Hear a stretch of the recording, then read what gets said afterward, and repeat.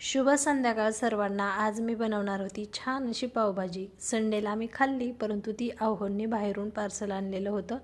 आज म्हटलं चला घरी बनवूया। सर्व भाज्या आणलेल्या होत्या, तर इथं सर्व भाज्या मी कट करून घेतलेल्या आहेत। शिमला मिरची, फ्लावर, बीट, थोडंसं गाजर देखील घेतले, बटाटा, वाटाणा या सर्व भाज्या, आणि त्यामध्ये मोठा एक कांदा देखील कट करून टाकलेला आहे।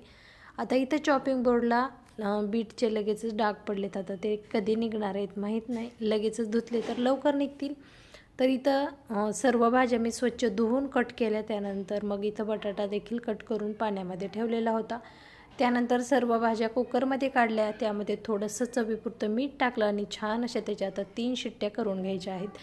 त्यानंतर देखील मग मी तडका देण्यासाठी एक मोठा कांदा कट करून घेतला, लाल मिरची पावडर, पावभाजी मसाला आणि थोडीशी धना पावडर असं टाकून छान अशी इथं पावभाजी बनवून घेतली।